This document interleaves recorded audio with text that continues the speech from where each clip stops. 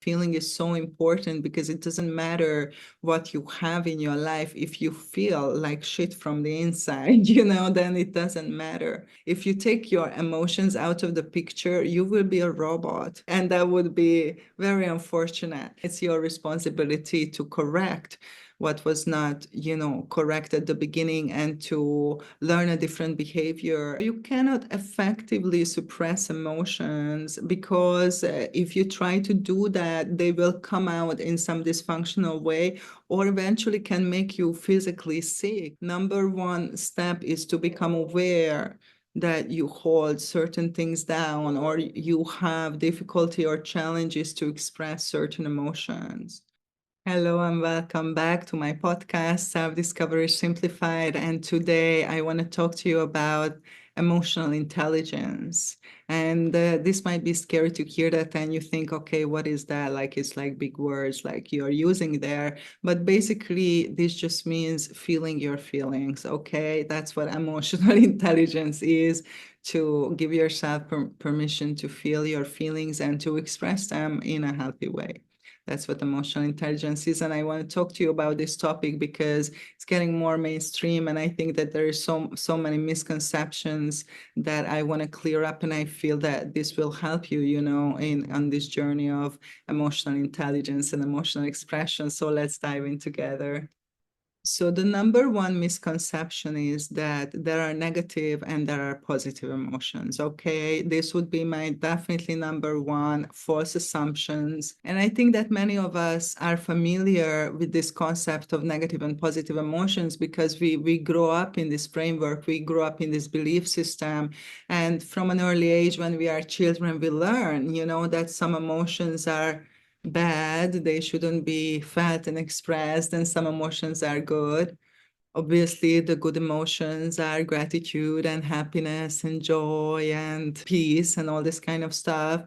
And then negative emotions would be definitely envy, jealousy, anger, fear. Yeah, I think guilt and shame probably, but these would be the main ones. And there is like a gender specific kind of conditioning as well. Like in general, men and little boys are more conditioned not to be sad and not to express sadness and grief because that's kind of like a sign of weakness. That's a common program that people have. And little girls are conditioned to not to feel and express anger and just be a nice girl and be sweet and smile, right? So these are the most suppressed emotions. And then, of course, fear, fear also you shouldn't show, but men more not than women, obviously, in general. And we grow up in this framework that we learn from a very early age. And because you depend on the parents, they are your whole world. They are the keepers of your world, and they are, your survival line, basically. So they are kind of gods to you when you are a little child. Then your best interest is to please your parents, so you get approved and you get the love and the nourishment and the care that you need to survive, to grow. Therefore, children instinctually learn from a very early age when a parent shows that one emotion is not okay to feel and to express, then you learn to shut that down. Okay, you stop yourself feeling that. Okay, I cannot cry, so I'm trying very hard not to cry and not to show that I am sad or I am hurt, and just put on a brave face, okay? Or not to be angry, and you try really, really hard not to be angry and not to say something or do something or break something, and just, yeah, put a smile on your face. How hard is that, right? We all did that. That's very hard to do because this is something that going against your nature. And if you look at children, before they learn this, they are very natural in their emotional expression, and emotions are arising and they feel them and they express them and they cry or scream or they throw something, and then it's like a wave of the ocean, then they calm down very, very quickly and they move on and they are in complete peace and they shifted out of it completely and they don't carry any of that energy with them in the present moment. They are just moving through these emotions like a surfer riding the waves, right? So this is something we know how to do. This is something natural, something instinctual. And this brings me to, to the true affirmation, which is that all emotions are meant to be felt and expressed, because emotions are energy in motion, and you have an emotion because that carries some information for you that is important, and each emotion has a purpose. We're not going to go deep into that today, but I'm going to talk about this more in the future, that there is a reason why emotions, and if you take your emotions out of the picture, you will be a robot. Okay, and that would be very unfortunate. So emotions are very important, and they have a function, they have a purpose, and they all meant to be felt and expressed, and let it flow, so to say, to ride those emotions. But the problem is that, we learn that and they are not all welcome, and you have to suppress some of them and bottle them up and hold it inside. And I'm here to tell you that this is not possible, because if you try to do that, they will come out in some other ways, in some dysfunctional ways. For example, if you try to suppress your anger, oftentimes it comes out as explosive anger. So you keep bottling up, bottling, and then you just cannot hold it any longer. And then you lose control and you lash out, and probably you hurt others, and probably you will feel guilty afterwards of the things you said or done when you lost control of that anger. Or maybe you are, being passive aggressive and you don't explode all at once, but you are just throwing these little passive aggressive jabs, on other people all the time, releasing little by little that anger that, that is pent up inside. So you cannot effectively suppress emotions, because if you try to do that, they will come out in some dysfunctional way, or eventually can make you physically sick, and cause depression, anxiety, and even chronic disease. It can be a contributing factor to that. It's really not your best interest to do that. Now, what can you do instead?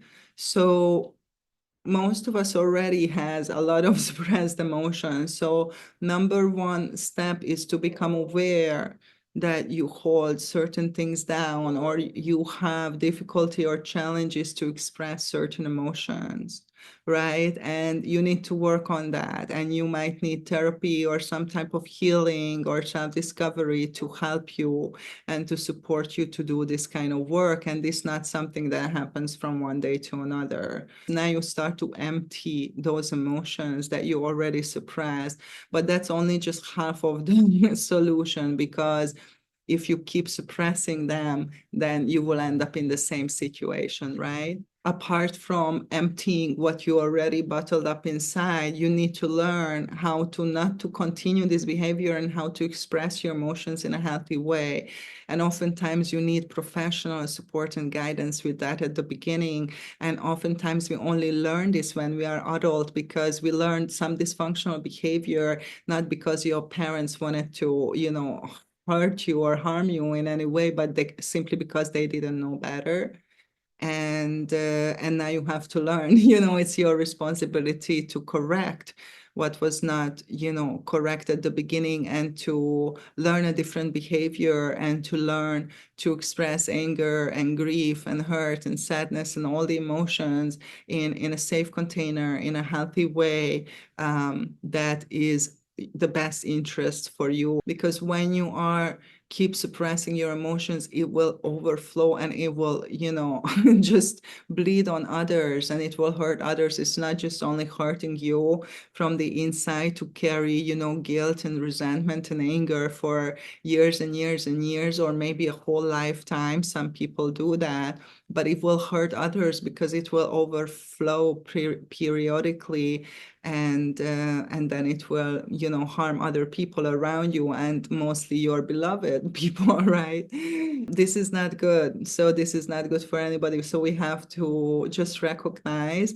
that we have some work to do in this area, and we have to take that responsibility and that power to heal and to learn new things and to correct our behavior so we can have, a better life, a better quality of life. We can feel better, because feeling is healing, and feeling is so important because it doesn't matter what you have in your life. If you feel like shit from the inside, then it doesn't matter what you have, if your quality of life, if the way you experience life, if the way you feel about yourself, you feel about your life, you feel about others, if that is not good, if that is, just very low vibration, then you will be very, very unhappy. And that's not something I wish for you. Okay, so let's start with this number one step of rewiring or brain, rewiring those neural pathways and your mind, and changing your mind around this and say, this is not true,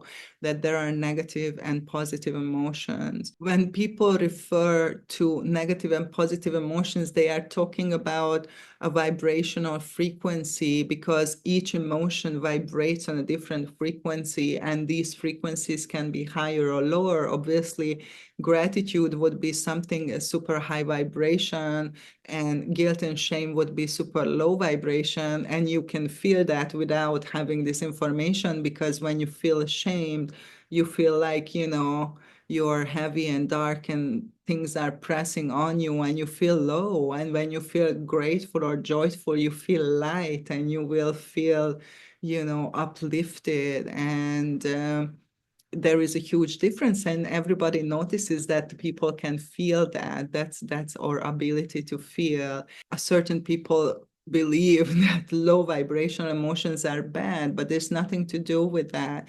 All emotions are important. They have a purpose, they serve a purpose, and they are, important facets of our experience, of our self-expression.